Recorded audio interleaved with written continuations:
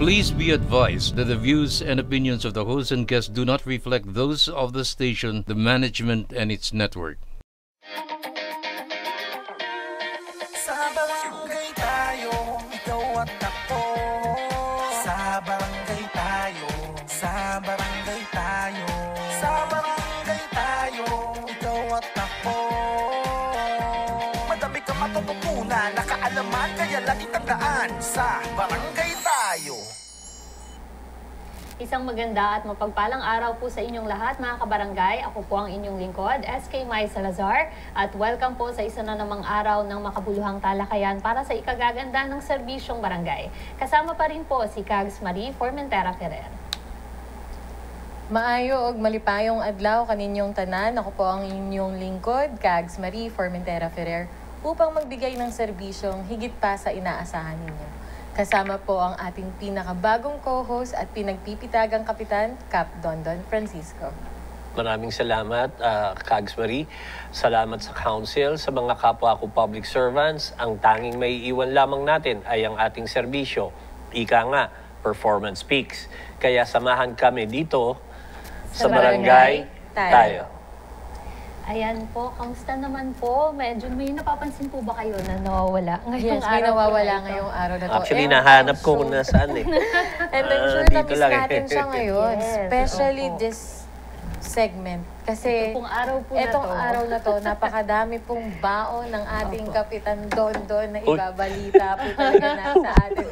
At napakainit na mga usapin, Opo, SK totoo Mai. po yan. Kaya kung nasan ka man, Cags Butch, take care. Sabi nga po ni Cap kanina, parang natakasan po tayo ni Cags Butch kung kailan mainit po talaga yung topic. Pero Cap, nandyan naman daw po kayo, kaya po. Sabi niya, huwag kayong mag-alala. You're in good hands. Yes. SK Mai at Cags Marie. Opo, yun po talaga Yun po yun. talaga. Alam nyo, sa totoo lang, hindi ho yan ang napag-usapan nung nasa, ano kami, nung nag-uusap-usap kami, baliktad, bigla akong ano nito mga to. Actually, ito ang totoo. Alam nyo naman, gusto ko lagi ho nagsasabi ng totoo. Silang dalawa ang magsasabi sa inyo kung ano yung mga dapat malaman ng ating mga manonood pagdating sa topic po ngayon, na hot na hot.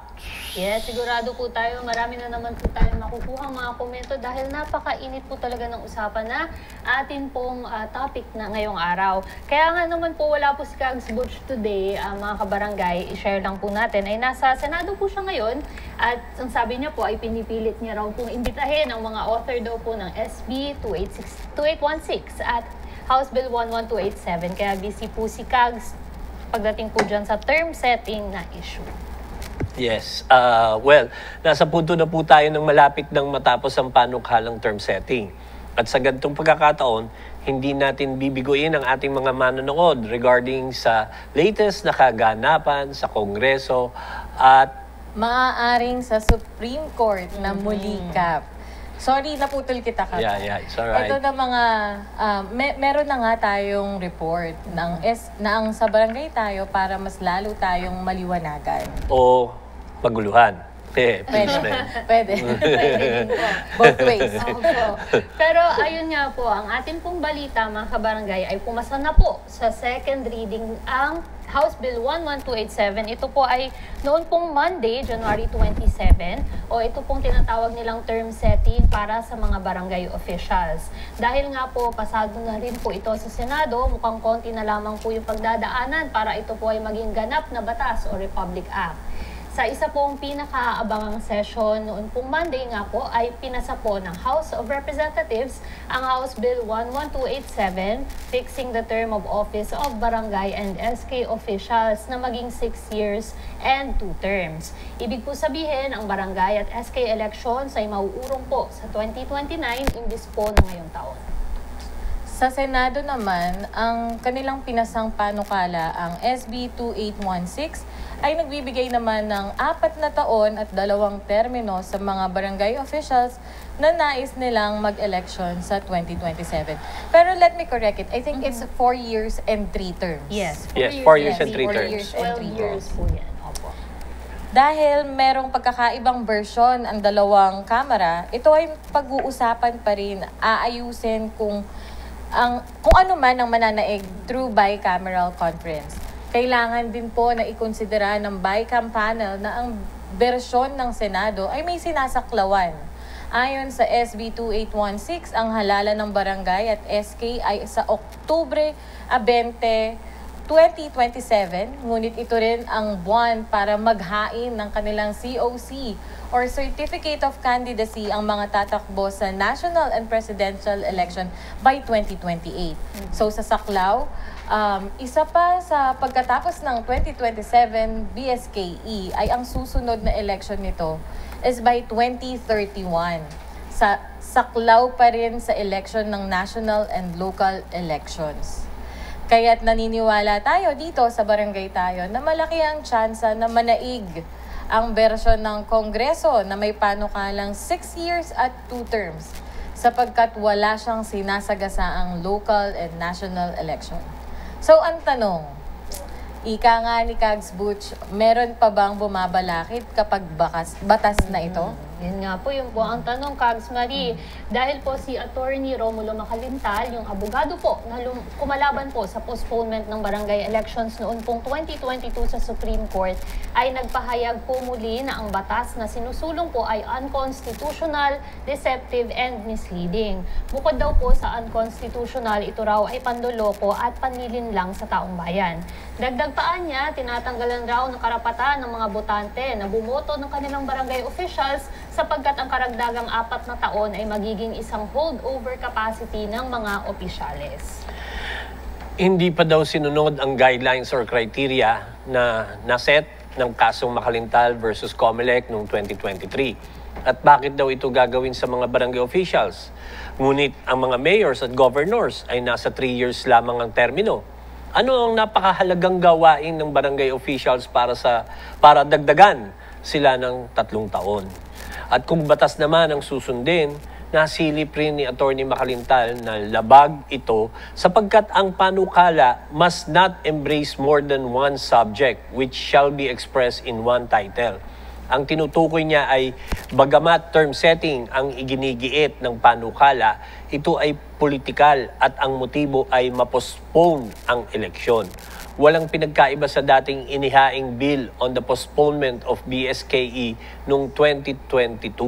Kaya marami pa ang pwedeng mangyari kapag pumasa ang panukala at ito'y maging isang ganap na batas na. Ayan po ha. Sa mga ilang buwan na rin, actually taon na ito na inihain sa Kongreso. Sana'y nabigyan namin kayo ng linaw sa mga issues at panig ng magkabilang ideya sa panukalang term setting. Tama ka, Kags. Parang dalawang nagsasalpukang bato ang hatid ng panukalang ito at maraming mga emosyonal kapag pinag-uusapan ito, which is, Understandable naman din po yun, Ka. Pero mukhang hindi pa po ito matatapos dahil inabot na po namin ni Kags Butch nung nandito pa po si Yusek Martindino yung term extension po noong 2019 po ba or 2020 at natuloy nga po noong 2022 pero umabot po sa Supreme Court. Kaya yung halalan po noon ay tumagal hanggang 2023. Sanhi po ng pagkakaiksi ng termino ng mga barangay officials na nakaupo po ngayon. At muli, repeat history na naman po yata tayo. Nandito na naman po tayo. Mukhang papasa po ang batas ng term setting pero mukha rin pong pupunta ang laban sa Supreme Court. Ni-report pa lang natin ay napagod na ako doon. Nire-report pa lang, pinag-uusapan pa lang. Mabuti pa, ang gawin natin, bumati muna tayo sa mga iilan nating mga taga-subaybay. Okay? Break muna tayo dyan. Mamaya po natin i-resume yung usapan po na yan. Magpaabot po muna tayo ng ating pagbati. Hello po kay Kagawad Jose Luis Bon ng Barangay Bagong Bayan, Ligao City, Bicol. Hello rin po kay Kagawad Melchor Rumbines ng Barangay Hinubaan, Negros Occidental. Kasama po ang kanilang punong barangay Leticia S. Esrao and staff. Hello rin po sa mga taga Tiboli South, Cotabato, Mindanao. Shout out po sa inyo. At mukhang marami-rami po yung nanonood po sa atin doon. Sa inyo pong mga liga ng barangays and council, mabuhay po kayo. And then also, happy anniversary po to Consi Manny Completo at ang kanya pong may bahay, Tess Completo. Salamat po sa masugid po nilang pagsubaybay sa atin. Yan, well, dagdag ko na lang ha. Binabati ko po ang kapitan at mga kagawad ng Barangay Tungkong Mangga sa San Jose del Monte, Bulacan, si Kapitan Alexander Bong Medina. At nagkaroon ng ugnayan ng aking vowsy sa kanyang vowsy. Napaka-welcoming niya at tinulungan niya ang aming vowsy. Kayo po kayo. Yes, syempre gusto ko lang din pala i-congratulate po yung ating pong isinagawang Kings of Parañaque na basketball league po dyan sa lungsod ng Parañaque. At the same time, meron rin po magkakaroon din tayo ng Congressman Brian Yamsuan Basketball Tournament din. This coming February 1 naman po ang opening. Alam mo, nakakatuwa kasi yung mga SK, yung mga sangguniang kabataan natin, napaka-active nila ngayon. Most especially, malapit na rin po ang summer. So I would like to congratulate din ang bumubuo po ng sangguniang kabataan ng lungsod ng Parañaque.